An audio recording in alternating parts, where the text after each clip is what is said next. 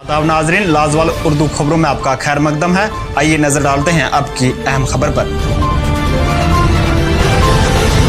एक तरफ जहां सिंध के कई जंगलात में आग की वजह से नुकसान पहुंच रहा है, वहीं दूसरी तरफ जंगल स्मगलर जंगलों के पीछे हाथ धो के पड़े हैं और आए रोज जंगल से गैर कानूनी तरीके से सरसब्ज पेड़ों को काटकर स्मगल किया जा रहा है।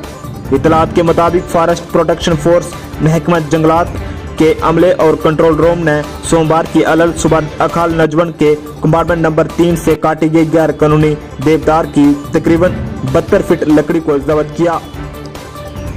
जंगलात हुकाम ने बताया कि उन्हें ये इतला मिली कि अखाल नजवन के इलाके में जंगल स्मगलर जंगलों से काटी गई लकड़ी को स्मगल करने की कोशिश में है, तो उन्होंने एक मुश्तरका कार्रवाई करके इसको जब्त किया।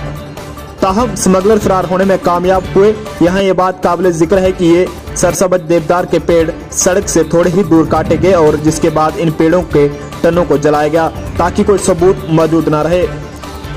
मुकामी लोगों का कहना है कि जंगलात के तहफ़्फ़ुज़ की यकीनी बनाने के लिए अमली इक़दाम किए जाएं ताकि इस सरमाई को आने वाली पौड़ के लिए महफूज रखा जाए।